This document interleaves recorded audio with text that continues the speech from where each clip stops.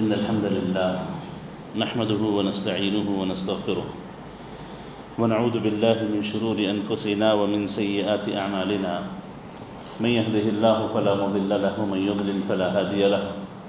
وأشهد أن لا إله إلا الله وحده لا شريك له وأشهد أن محمدًا عبده ورسوله صلى الله عليه وعلى آله وصحبه وسلم تسليما كثيرا أما بعد۔ معزز حاضرین، کتاب التوحید میں 29واں باب مؤلف رحمہ اللہ نے ذکر کیا باب ما جاء فی التنجیم، یعنی ستاروں کو دیکھ کر کے اس سرزمین پر ہونے والے واقعات کا علم حاصل کرنا یا پھر ان واقعات کی نسبت اللہ تعالیٰ کی طرف کرنے کے بجائے ان ستاروں کی طرف کرنا، علم نجوم حاصل کرنا اور ستاروں کے اس روانی کو دیکھ کر کے مختلف قسم کے مستقبل کے دعوے کرنا، اس کے تعلق سے باب مؤلف رحمہ اللہ نے یہاں پر ذکر کیا ہے۔ سب سے پہلے تو مؤلف نے امام بخاری کی کچھ تعلیقات پیش کی، پھر اس کے بعد امام احمد رحمہ اللہ کی ایک حدیث پیش کر کے تقریباً 4 مختلف فوائد کا تذکرہ کیا ہے۔ دیکھیے، علم نجوم سے متعلق اس سے پہلے بات گزر چکی ہے کہ ستاروں کو دیکھ کر کے، ستاروں کے جو اللہ نے راستے بنائے ہیں ان کو دیکھ کر کے زمین میں ہونے والے واقعات کے مختلف قسم کے دعوے کرنا، یہ گویا علم غیب میں اللہ تعالیٰ کے ساتھ ایک قسم کی مشارکت کا معنی رکھتا ہے، کیونکہ غیب اللہ کے علاوہ کوئی نہیں جانتا، اور اللہ تعالیٰ اپنے غیب کے علم میں اکیلا ہے۔ اپنے رسولوں کو بھی جتنا علم دیتا ہے اسی حد تک ان لوگوں کو کچھ معلومات ہوتی ہیں، ورنہ اللہ نے کسی نبی کو بھی، کسی رسول کو بھی غیب کا علم عطا نہیں کیا۔ تو اس وضاحت اور صراحت کے بعد اس قسم کے دعوے کرنا کہ فلاں ستارے کی وجہ سے بارشیں برستی ہیں، فلاں ستارے کے طلوع ہونے سے پھل پکتے ہیں، فلاں ستارے کے غائب ہو جانے سے سردیاں بڑھ جاتی ہیں، فلاں کام ہوتے ہیں، زلزلے آ جاتے ہیں، مختلف قسم کے جو بھی دعوے کیے جاتے ہیں، ان تمام کا تعلق غیب سے ہے، اور غیب سے اللہ کے کوئی نہیں جانتا، اور اس قسم کے دعووں کے تعلق سے اپنی زبان کھولنا اللہ تعالیٰ کے ساتھ غیب میں مشارکت کے برابر ہے، اور اپنے دلوں کو اللہ کے علاوہ کسی اور سے جوڑنے کا ایک طریقہ ہے، اور جو بھی اس کائنات میں واقعات ہوتے ہیں اس کی نسبت بجائے اس کے کہ اللہ کی طرف کریں، ان نجوم کی، ان ستاروں کی طرف کرنا ہے، جو کہ در حقیقت باطل چیز ہے اور توحید کے منافی ہے۔ اس وجہ سے مؤلف رحمہ اللہ نے یہاں پر باب ما جاء فی التنجیم، علم نجوم سے متعلق شریعت میں کیا احکام وارد ہیں اس کے تعلق سے مؤلف رحمہ اللہ نے یہاں پر کچھ آثار اور ایک حدیث پیش کی ہے۔ یعنی اس میں یہ بیان کرنا چاہا کہ علم نجوم سے متعلق اگر کچھ جائز ہے تو وہ کیا ہے، ورنہ تمام کی تمام چیزیں حرام ہیں۔ علم نجوم حاصل کرنا شریعت میں جائز نہیں ہے، اس کو مؤلف رحمہ اللہ نے یہاں بیان کرنا چاہا۔ علم تنجیم عربی زبان میں کہتے ہیں الاستدلال بالاحوال الفلکیۃ الحوادث الارضیہ، یعنی فضا اور جو بھی آسمان ہے اس میں جو حادثات ہوتے ہیں، اس میں جو تغیرات واقع ہوتے ہیں، اس میں جو تبدیلیاں واقع ہوتی ہیں، اس کا اس سرزمین پر کیسے اثر پڑتا ہے، یہ علم تنجیم کہلاتا ہے۔ اس کا دوسرا نام علم تأثیر ہے، یعنی اس کی تاثیر کیسے زمین پر پڑتی ہے، وہاں کچھ چینجز اگر واقع ہوں گے تو زمین پر کیا تبدیلیاں واقع ہوں گی، یہ علم تأثیر، علم تنجیم کہلاتا ہے۔ تو اس کے تعلق سے مؤلف رحمہ اللہ نے یہاں پر باب ذکر کیا، اور سب سے پہلے امام بخاری نے اپنی صحیح بخاری میں جو تعلیق پیش کی ہے قتادہ کی، کہتے ہیں کہ قتادہ رحمہ اللہ نے فرمایا خلق اللہ هذه النجوم لثلاث،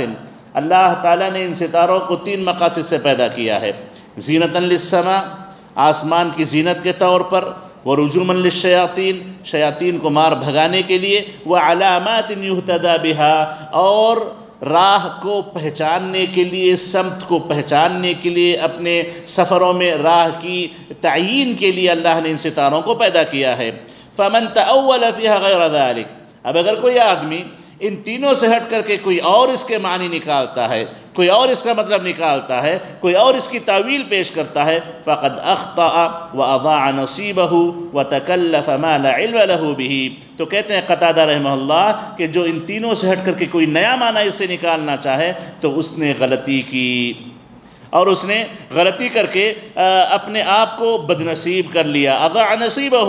یعنی جتنا وقت اس نے اپنی عمر کا، اپنے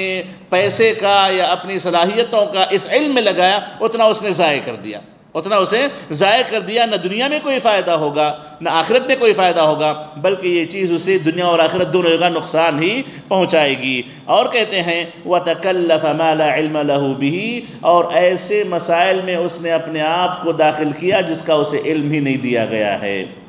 جس کا اسے علم ہی نہیں دیا گیا، ایسی چیزوں میں اس نے اپنے آپ کو داخل کر لیا۔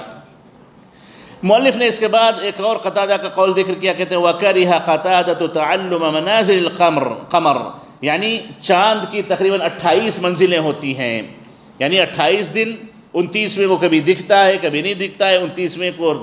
مہینہ پورا ہو جاتا ہے، کبھی 30 مکمل ہوتے ہیں کبھی نہیں ہوتے، تو 28 اس کی ثابت منزلیں ہوتی ہیں۔ تو ان منازل کو پہچاننے کی کوشش کرنا اور اس کو پہچان کر کے اس کی تاثیر کو معلوم کرنے کی کوشش کرنا، امام قتادہ رحمہ اللہ نے کہا ہے کہ چیزیں ناپسندیدہ ہیں، بلکہ یہ حرام ہے کہ بندہ اس میں داخل ہو۔ وَلَمْ يُرَخِّصْ ابن عُيَيْنَةَ فِيهِ، ابن عُيَيْنہ رحمہ اللہ نے اس میں کسی کو اجازت نہیں دی کہ اس علم کو کوئی حاصل کرے۔ وَذَكَرَهُ حَرْبٌ عَنْهُمَا، امام حرب رحمہ اللہ نے ان دونوں سے اس کو ذکر کیا ہے کہ ان دونوں نے اس کو ناپسند کیا ہے کہ کوئی بندہ اپنے تعلق سے ان نجوم کو، ستاروں کو دیکھ کر کے، چاند کے ان منازل کو اور اس کے سٹاپس کو دیکھ کر کے کوئی اپنی طرف سے بات کہنے کی کوشش کرے کہ دنیا ان منازل کی وجہ سے یہ تبدیلیاں اپنے اندر لاتی ہے، زمین میں یہ تبدیلیاں ہوتی ہیں، موسم میں یہ تبدیلیاں ہوتی ہیں، ان تمام کو ان لوگوں نے ناپسند کیا ہے۔ امام احمد سے ایک قول مذکور ہے اور اسحاق بن راہویہ سے قول مذکور ہے، ان لوگوں نے رخصت دی ہے اس کے کسی قدر علم کے حاصل کرنے میں، انہوں نے ان چاند ستاروں کو دیکھ کر کے کچھ علم حاصل کرنے میں رخصت عطا کی ہے۔ تو معزز حاضرین، یہ آثار ہیں جو مؤلف رحمہ اللہ نے سب سے پہلے اس باب میں پیش کیے ہیں۔ اس کے بعد جو حدیث پیش کی گئی ہے امام احمد اور ابن حبان کی حدیث ہے۔ ابو موسیٰ اشعری رضی اللہ تعالیٰ عنہ راوی ہیں، کہتے ہیں ثلاثۃ لا يدخلون الجنہ، 3 لوگ ایسے ہیں جو جنت میں داخل نہیں ہوں گے، جو جنت میں داخل نہیں ہوں گے۔ مدمن الخمر، ہمیشہ نشے میں رہنے والا، ہمیشہ کا شرابی، ہمیشہ نشے میں رہنے والا۔ قاطع الرحم، رشتوں کو توڑنے والا، رشتوں کو ختم کرنے والا۔ ومصدق بالسحر، اور جادو کو سچ ماننے والا، جادو کی باتوں پر یقین رکھنے والا، یہ تینوں لوگ کبھی جنت میں داخل نہیں ہوں گے۔ یہ روایت امام احمد اور ابن حبان رحمہ اللہ نے اپنی صحیح میں پیش کی ہے۔ اس حدیث کو پیش کر کے باب سے متعلق جو بات مؤلف رحمہ اللہ نے بیان کرنا چاہی کہ دیکھیے، جادو کی باتوں پر یقین کرنا یہ جنت میں داخل ہونے سے رکاوٹ کا ایک ذریعہ ہے۔ جیسا اللہ کے نبی نے کہا کہ 3 لوگ جنت میں نہیں جائیں گے، اس میں سے ایک وہ ہے جو جادو کی باتوں کو سچ مانتا ہے۔ اور اس سے پہلے جادو کے تعلق سے بات گزر چکی ہے۔ جادوگر باتیں کہاں سے کہتا ہے؟ جادوگر غیب کی باتیں کہتا ہے، مستقبل کی باتیں بیان کرتا ہے، فیوچر کے تعلق سے دوسروں کے سامنے وہ باتیں بیان کرتا ہے۔ تو جادوگر جب ان چیزوں کو بیان کرتا ہے تو وہ جنات کی مدد لیتا ہے، جنات اسے آ کر کے اگلی باتیں کچھ بتاتے ہیں، اور جنات اس وقت تک انسان کو نہیں بتاتے جب تک کہ اللہ کے ساتھ وہ شرک نہ کر لے، کوئی کفر نہ کر لے اور ایسی کوئی حرکت نہ کر لے جو اسے اسلام سے خارج کر سکتی ہو، تبھی جا کر کے جنات کسی جادوگر کی مدد کرتے ہیں۔ اب ایسے جادوگر کو جس نے کفر کر کے کوئی بات بتائی ہو، اس کو تصدیق کرنا، اس کو مان لینا، یہ جنت میں داخلے کی ایک بدترین رکاوٹ ہے۔ اور اسی طریقے سے ستاروں کو دیکھ کر کے زمین میں ہونے والے واقعات کے تعلق سے پیشن گوئیاں کرنا، مستقبل بتانا، کسی کا فیوچر بتانا، یہ بھی اسی غیب کے تعلق سے تعلق رکھنے والی بات ہے۔ تو اسی لیے مؤلف رحمہ اللہ نے اس کو یہاں پر پیش کر کے یہی بات بیان کرنا چاہی ہے کہ جس طریقے سے جادوگر کی باتوں کو مان کر کے انسان جنت کے اور اپنے درمیان رکاوٹیں بنا لیتا ہے، بالکل اسی طریقے سے یہ ستاروں کو دیکھ کر کے، ستاروں کی تأثیر مان کر کے چلنا، ستاروں کی تأثیر اس کائنات میں ماننا، اس سرزمین پر ماننا، یہ بھی ایک جنت کے داخلے کی رکاوٹ ہے، یہ بھی ایک جنت کے داخلے کی رکاوٹ ہے۔ معزز حاضرین، یہ جو مختلف آثار اور حدیث پیش کی ہیں شیخ الاسلام محمد بن الوہاب رحمہ اللہ نے، وہ یہ بیان کرنا چاہتے ہیں کہ دیکھیے چاند کے جو منازل ہیں، چاند کے جو مختلف اسٹیشنز ہوتے ہیں، ہر دن چاند جا کر کے جہاں رکتا ہے، 28 جو منزلیں بیان کی جا رہی ہیں، وہ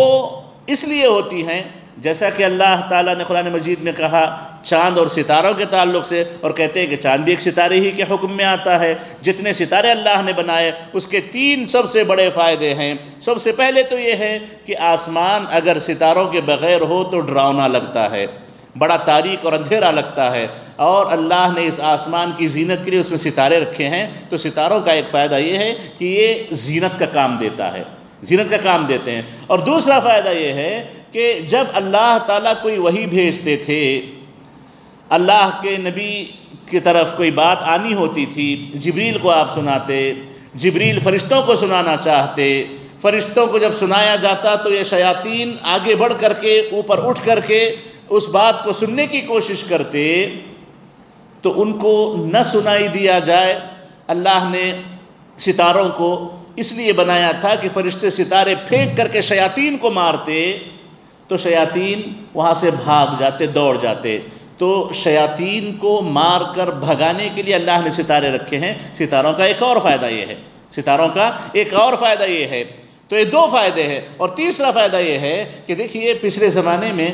آج جیسے مائل سٹونز لگے ہوئے ہوتے ہیں، ہر جگہ سائن بورڈز لگے ہوتے ہیں، کون سا راستہ کدھر جاتا ہے بتانے کے لیے، ایسا ماحول تو اس وقت نہیں تھا۔ ہر کسی کو اپنی سمت تلاش کر کے جانا تھا، اور ان کو سمت معلوم کرنے کے لیے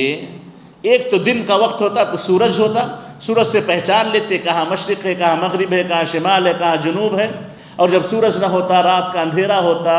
تو اللہ تعالیٰ نے ان کو یہ صلاحیتیں عطا کی تھیں کہ وہ ستاروں کو دیکھ کر کے پہچان لیتے کہ فلاں ستارہ مشرق میں طلوع ہوتا ہے، فلاں ستارہ مغرب میں طلوع ہوتا ہے، فلاں ستارہ فلاں جگہ سے طلوع ہوتا ہے، فلاں ستارہ فلاں وقت پہ طلوع ہوتا ہے۔ ان کو اس کا علم تھا،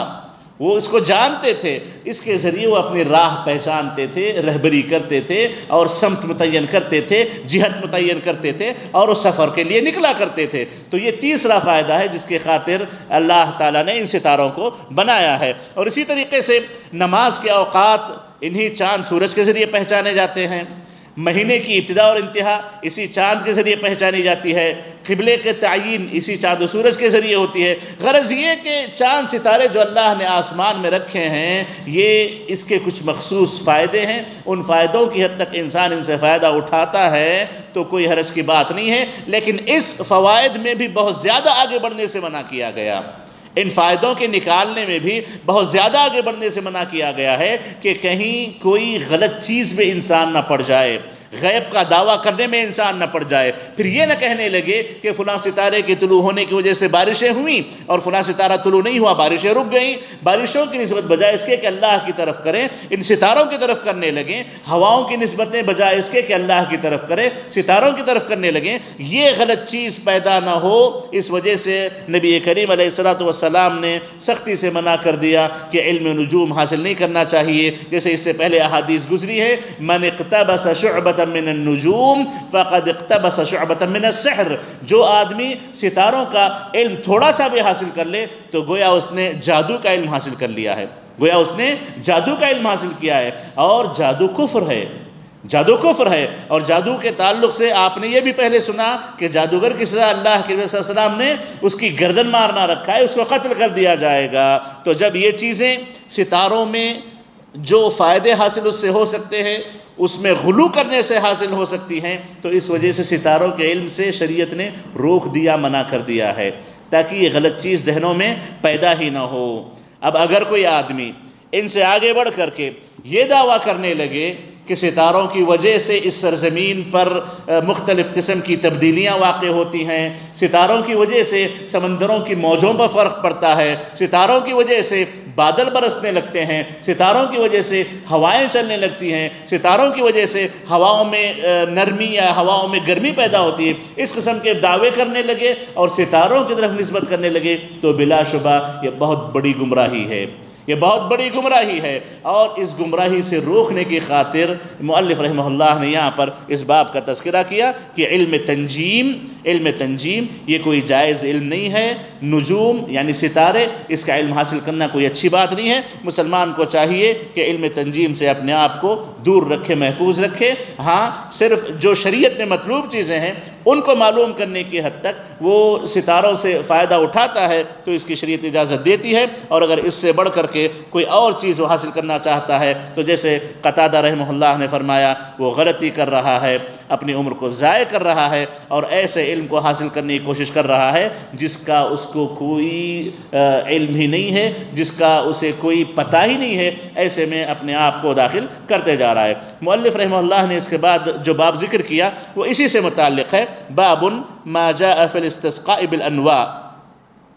اور اس میں مؤلف رحمہ اللہ نے 1 آیت اور 3 حدیثیں پیش کر کے تقریباً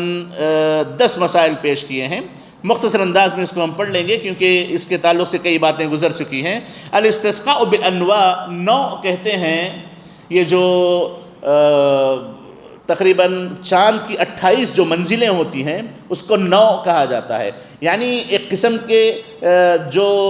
چاند کے اسٹاپس ہوتے ہیں، جا کر کے رکتا ہے، ایک دن کے بعد وہ نکلتے رہتا ہے، طلوع ہوتے رہتا ہے، تو اس کو کہا جاتا ہے نوع۔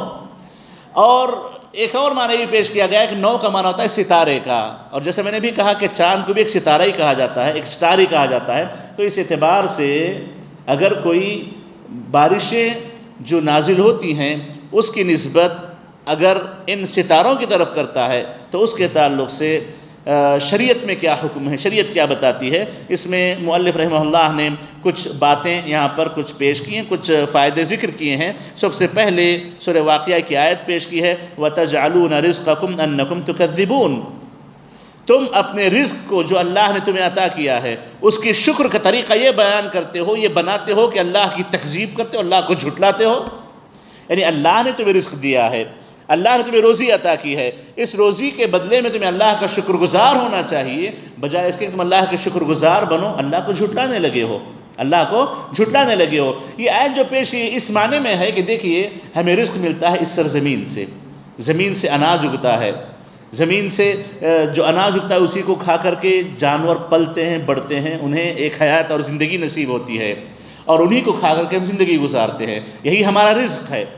اور اس رزق کا تعلق بارشوں سے ہے، جب تک بارشیں نہ ہو زمین سے کچھ اگے گا نہیں، اور بارشیں اللہ کی طرف سے نازل ہوتی ہیں۔ اب اللہ نے رزق دیا، بارشوں کو ذریعہ بنایا، بارشیں نازل ہوئی، اناج نکلا، جانور پل کے بڑے ہوئے، ہماری غذا کا ایک ذریعہ بنا، تو اس رزق ہمیں اللہ کا شکر ادا کرنا چاہیے تھا۔ ہم نے اللہ کا شکر ادا کرنے کے بجائے ہم نے کیا کیا؟ لوگ کیا کرتے ہیں؟ انکم تکذبون، کہتے ہیں کہ فلاں ستارے کی وجہ سے نازل ہوئی، فلاں وجہ سے نازل ہوئی، فلاں ستارے کے طلوع ہونے سے ہوائیں چلیں، فلاں ستارے کے طلوع ہونے سے سمندر میں موجیں پیدا ہو گئی، اس قسم کی باتیں کہتے ہیں۔ تو اللہ نے فرمایا وَتَجْعَلُونَ رِزْقَكُمْ أَنَّكُمْ تُكَذِّبُونَ، تم لوگ اللہ نے جو تمہیں رزق عطا کیا ہے اس رزق کا شکر ایسے ادا کرتے ہو کہ تم اللہ کو جھٹلاتے ہو۔ جس کی نسبت اللہ کی طرف کرنی چاہیے، جس اللہ نے تمہیں رزق عطا کیا ہے اس کی طرف نسبت کرنے کے بجائے نسبت غیر اللہ کی طرف کرتے ہو، مخلوقات کی طرف کرتے ہو، یہ شکر گزاری نہیں ہے، یہ تکذیب ہے، یہ اللہ کو جھٹلانے کے برابر ہے۔ معزز حاضرین، اس کے بعد مؤلف رحمہ اللہ نے جو ایک حدیث پیش کی ہے ابو مالک اشعری رضی اللہ تعالیٰ عنہ کی حدیث ہے صحیح مسلم کی، کہتے ہیں کہ نبی کریم علیہ الصلوۃ والسلام نے فرمایا اربع فی امتی من امر الجاہلیہ لا یترکونہن، 4 چیزیں میری امت میں جاہلیت کی عادتیں، 4 عادتیں میری امت میں جڑ پکڑ چکی ہیں، میری امت کے لوگ نہیں چھوڑیں گے ان 4 چیزوں کو، یہ 4 چیزیں ان میں جڑ پکڑ چکی ہیں۔ الفخر بالاحساب، خاندانوں پر فخر کرنا، خاندانوں پر فخر کرنا، اپنے نسب پر فخر کرنا، والطعن فی الانساب، دوسروں کے خاندانوں پر طعن کرنا، دوسروں کے نسب پر طعن کرنا، یہ دوسری چیز ہے۔ والاستسقاء بالنجوم، اور ستاروں کو بارش کے نازل ہونے کا ذریعہ ماننا، اسی کے ذریعے بارشوں کے نازل ہونے کو بیان کرنا، اسی سے بارشوں کو طلب کرنا، والنیاحہ اور مصیبتوں پر پلا پلا کے رونا، زور زور سے رونا، صبر نہ کرنا، چلا چلا کے رونا، یہ 4 چیزیں ایسی ہیں جو اس امت میں جڑ پکڑ چکی ہیں، امت کے لوگ نہیں چھوڑیں گے، لا یترکونہن، یہ اس کو نہیں چھوڑیں گے۔ اور اللہ کریم نے فرمایا النائحہ اذا لم تتب قبل موتها، کہ کوئی بھی نوحہ کرنے والی چیخ چلا کر رونے والی عورت اگر وہ اپنی موت سے پہلے توبہ نہ کر کے مرے تو قام یوم القیامہ، تو قیامت کے دن اس کو اس حال میں اللہ تعالیٰ اٹھا کے کھڑا کرے گا، وعلیہا سربال من قطران ودرع من جرب، کہتے ہیں کہ اس کو جو سروال پہنایا جائے گا، جو وہ لباس پہنی ہوئی ہوگی، من قطران، یعنی قطران کہتے ہیں تانبا پیتل جیسی چیزیں، ایک مادہ ہوتا ہے، اس مادے کو پگھلا کر کے اس کا پائجامہ بنا کر کے اسے وہ پہنایا جائے گا، جو کھولتا ہوگا، گرم ہوگا، آگ میں جا کر کے پگھلے گا، اس کے بدن کو سڑا دے گا، اس کے بدن کو عذاب میں مبتلا کرے گا۔ سربال من قطران کہتے ہیں کہ پگھلے ہوئے تانبے سے اس کو سروال بنا کر کے پہنایا جائے گا، جو اس کے بدن پر کپڑے کی طرح چپک کے رہے گا۔ وَدِرْعٌ مِّن جَرَب کہتے ہیں کہ اللہ تعالیٰ اسے جو اوپر جو لباس پہنائے گا وہ ایسا لباس ہوگا جس سے کھجلی بڑھے گی، کھجلی والا لباس اللہ تعالیٰ پہنائیں گے۔ یہ اللہ کے نبی علیہ السلام نے فرمایا ان عورتوں کے تعلق سے جو نوحہ کرتی ہیں، چیخ چلا کے روتی ہیں اور توبہ کے بغیر مر جاتی ہیں، چیخ چلا کے رونا نہیں چاہیے، صبر سے کام لینا چاہیے، جو ہوا اللہ کے حکم سے ہوا، اللہ کی اجازت سے ہوا، اور اللہ نے جو کیا وہ بندے کے حق میں خیر ہی ہوتا ہے، صبر کرے تو اس کو اجر و ثواب ہی ملتا ہے۔ تو یہاں پر جو اس کے خلاف جا کر کے چیخ چلا کے روتی ہیں تو ان کے تعلق سے نبی کریم علیہ السلام نے یہ سخت سزا سنائی ہے۔ تو معزز حاضرین، یہاں پر جو باب سے متعلق بات ہے کہ 4 چیزیں جو امت نہیں چھوڑے گی، امت میں جڑ پکڑ چکی ہیں، اپنے خاندان پہ فخر کرنا، دوسروں کے نسب اور دوسروں کے خاندان پہ طعن کرنا، اور ستاروں سے بارشوں کو جوڑ کے رکھنا، انہی سے بارشوں کو طلب کرنا، اور نیاحہ کرنا، چیخ چلا کے رونا۔ تو یہاں پر باب سے متعلق ہے استسقاء بالنجوم، استسقاء بالانواع، یعنی ان ستاروں سے بارشوں کو جوڑ کے رکھنا، ستاروں کی طرف بارشوں کی نسبت کرنا، انہی سے بارشیں طلب کرنا، یہ اس امت میں جڑ پکڑی ہوئی چیز ہے، یہ امت اس کو کرتی رہے گی، یہ نبی کریم علیہ السلام نے بیان کیا۔ اس کے بعد ایک اور روایت ہے بخاری مسلم کی جو زید بن خالد رضی اللہ عنہ کی روایت ہے، کہتے ہیں کہ نبی کریم علیہ السلام نے حدیبیہ کے موقع پر ہمیں صبح کی نماز پڑھائی، اور صبح کی نماز سے پہلے رات جو گزری تھی اس میں بارش ہوئی تھی، اس رات بارش ہوئی تھی۔ تو کہتے ہیں جب آپ نے نماز سے، فجر کی نماز سے سلام پھیرا تو کہا کیا پتہ ہے تمہیں کہ تمہارے رب نے کیا کہا ہے کل رات کے تعلق سے؟ کل رات جو بارش ہوئی اور جو لوگوں کے حالات رہے اس کے تعلق سے تمہارے رب نے کیا کہا، کیا تمہیں پتہ ہے؟ تو لوگوں نے کہا اللہ و رسول عالم، اللہ اور اس کے رسول بہتر جانتے ہیں۔ تو اللہ کے نبی نے فرمایا اللہ نے کہا ہے کہ آج میرے کئی بندے مجھ پر ایمان کی حالت میں صبح کیے ہیں اور ستاروں کا انکار کرتے ہوئے صبح کیے ہیں، میرے کئی بندے مجھ پر ایمان کی حالت میں صبح کیے ہیں، ستاروں کا انکار کرتے ہوئے صبح کیے ہیں۔ اب رہا جو یہ کہے مطرنا بفضل اللہ ورحمتہ، جس نے یہ کہا کہ ہمیں اللہ کے فضل و رحمت سے بارش ملی ہے، ہم پر بارشیں اللہ کے فضل و رحمت سے نازل ہوئی ہیں، تو کہتے ہیں فذلک مؤمن بی وکافر بالکوکب، یہ کوکب کا انکار کرنے والا، ستاروں کی تاثیر کا انکار کرنے والا ہے، مجھ پر ایمان لانے والا ہے، مجھ پر ایمان لانے والا ہے۔ اب یہ کوئی اگر کہتا ہے مطرنا بنوع کذا، فلاں ستارے کی وجہ سے بارش نازل ہوئی، فلاں ستارے کے طلوع ہونے کی وجہ سے ہوائیں چلی، فلاں ہوا، اگر کوئی یہ بندہ کہتا ہے تو اللہ کے نبی کہتے ہیں کہ اللہ نے فرمایا فذلک کافر بی مؤمن بالکوکب، وہ میرا کفر کرنے والا ہے، میرا انکار کرنے والا ہے، کوکب پر یعنی ستاروں پر وہ ایمان رکھنے والا ہے۔ ستاروں پر وہ ایمان رکھنے والا ہے۔ تو یہ حدیث مؤلف رحمہ اللہ نے یہاں پر پیش کر کے اللہ کے نبی علیہ الصلوۃ والسلام کی زندگی کا ایک واقعہ پیش کیا کہ اللہ کے نبی نے اپنی زندگی میں یہ بات واضح کر دی کہ دیکھو اس سرزمین پر جو بھی واقعات پیش آتے ہیں ان کی نسبتیں صرف اور صرف اللہ تعالیٰ کی طرف کرنی چاہیے، اللہ کے علاوہ کسی اور کی طرف ان کی نسبت نہیں کی جا سکتی۔ اللہ کے علاوہ کسی اور کی طرف نسبت کرنا یہ اللہ کی نعمتوں کا انکار کرنے، اللہ سے کفر کرنے، اللہ کے ساتھ دوسروں کو شریک کرنے کے برابر ہے۔ یہ جاہلیت کے اعمال ہیں، یہ جاہلیت کے کام ہیں جن کو اسلام نہیں پہنچا، جو توحید نہیں جانتے، یہ ان لوگوں کی حرکتیں ہیں۔ نبی کریم علیہ الصلوۃ والسلام نے یہاں پر یہ چیز بیان کی ہے۔ اس کے بعد مؤلف رحمہ اللہ نے ایک اور جو چیز پیش کی ہے وہ بخاری مسلم ہی کی روایت ہے۔ ابن عباس رضی اللہ تعالیٰ عنہما اس کے راوی ہیں، کہتے ہیں قال بعضهم لقد صدق نوع كذا وكذا فأنزل الله هذه الآيات فلا أقسم بمواقع النجوم وإنه لقسم لو تعلمون عظيم إنه لقرآن كريم في كتاب مكنون إلى آخر الآيات۔ یعنی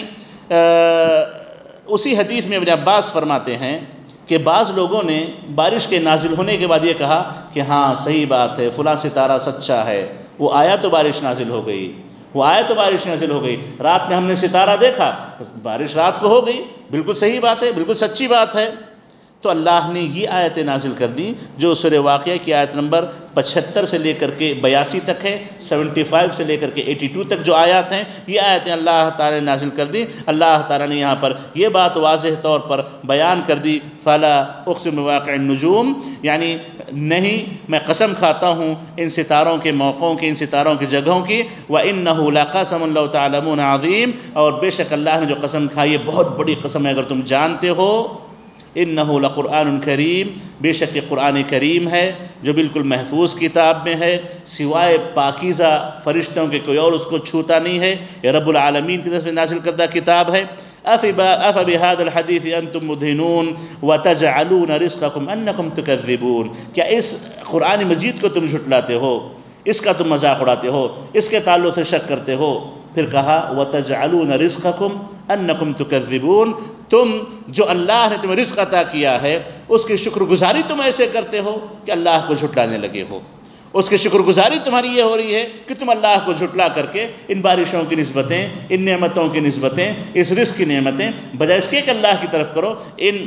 ستاروں کی طرف یا ایسی اور چیزوں کی طرف کرنے لگے ہو۔ یہ آیتیں اللہ نے کب نازل کی؟ جب لوگوں نے یہ کہا کہ ہاں فلاں ستارے کی وجہ سے بارش نازل ہوئی ہے، فلاں ستارے کی وجہ سے موسم میں تبدیلیاں پیدا ہوئی ہیں، ایسا جو لوگ کہتے ہیں سمجھیے حقیقت میں یہ لوگ اللہ تعالیٰ کے ناشکرے ہیں، اللہ کے ساتھ شرک و کفر کرنے والے ہیں، اور یہ لوگ یہ مانتے ہیں کہ ان کی تاثیر دنیا پر ہوتی ہے، ان کی تاثیر سے دنیا میں مختلف قسم کی تغیرات، تبدیلیاں واقع ہوتی ہیں، جبکہ نبی کریم علیہ الصلوۃ والسلام نے ہمیں یہ بتایا، ہمیں یہ سکھایا کہ جو بھی ہوتا ہے یہ اللہ کی اجازت سے ہوتا ہے، اللہ کے حکم سے ہوتا ہے، اللہ نے کوئی نہ کوئی اس کے درمیان حکمت رکھی ہوتی ہے، اس کے پیچھے کوئی نہ کوئی فائدہ رکھا ہوتا ہے جس کی خاطر اللہ نے تبدیلیاں پیدا کی ہوتی ہیں۔ تو ان تمام چیزوں کی نسبتیں سوائے اللہ کے کسی اور کی طرف کرنا یہ اللہ تعالیٰ کے ساتھ ناشکری ہے، اللہ تعالیٰ کے ساتھ کفر ہے، جس سے نبی کریم علیہ الصلوۃ والسلام نے اور شریعت نے بڑی سختی سے روکا ہے۔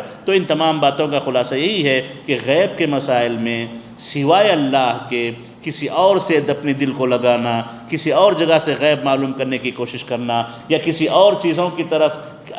ان چیزوں کی نسبتیں کرنا، یہ شریعت میں ناجائز اور حرام ہے۔ اس سے صرف گناہ نہیں ہوتا ہے بلکہ چیزیں انسان کی توحید کو نقصان پہنچاتی ہیں، اور جو بندہ اگر اس قسم کے کام کر کے مر جائے بغیر توبہ کے تو ایسے لوگ کبھی جنت میں نہیں جائیں گے، ایسے لوگوں پر اللہ نے جنت حرام کر دی ہے، ایسے لوگوں کا ٹھکانہ جہنم ہوتا ہے۔ ذرا غور کریں، نوحہ کرنے والی جو نوحہ کرتی ہے، چیخ چلا کے روتی ہے، اللہ کے نبی نے بڑی سخت سزا اسے سنائی، کہا کہ اس کی سزا یہ ہے کہ اس کو جہنم کی آگ میں اس تانبے کے ڈریس میں رکھا جائے گا، اس پر مزید اس کو کھجلی کا لباس پہنا دیا جائے گا، یہ صرف نوحہ کرنے کی وجہ سے ہے، نوحہ کرنے کی وجہ سے، چیخ چلا کے رونے کی وجہ سے ہے۔ تو دیکھیں جو مکمل نسبتیں اللہ سے ہٹا کر کے غیر اللہ کی طرف کرنے لگے ان کی تو بڑی سخت وعید ہے، ان کے لیے تو بڑی سخت وعیدیں آئی ہوئی ہیں۔ اسی لیے مؤلف رحمہ اللہ نے ان ابواب کو ذکر کر کے یہاں پر یہ بات واضح کرنا چاہی کہ اس کا تعلق انسان کی توحید سے ہے، ان میں وہ اپنے آپ کی حفاظت کرے اور ایسی کوئی حرکت نہ کرے، ایسی کوئی بات نہ کرے جس میں ان چیزوں کی نسبتیں اللہ کے بجائے کسی اور مخلوقات کی طرف کی جاتی ہوں۔ اللہ تعالیٰ سے دعا ہے کہ اللہ تعالیٰ ہمیں اپنی توحید کی حفاظت کرنے کی توفیق نصیب فرمائے، اور ہر وہ چیز جو ہماری توحید کو نقصان پہنچاتی ہو ان تمام سے ہمیں محفوظ رکھے، اور غیب کے معاملے میں صرف اللہ پر بھروسہ کرنے والا، اللہ سے جڑنے والا ہمیں بنائے، اور کسی بھی قسم کی گمراہیوں سے ہماری اور ہماری نسلوں کے اللہ حفاظت فرمائے۔ آمین۔ وصلی اللہ وسلم علی نبینا محمد وآلہ وصحبہ اجمعین۔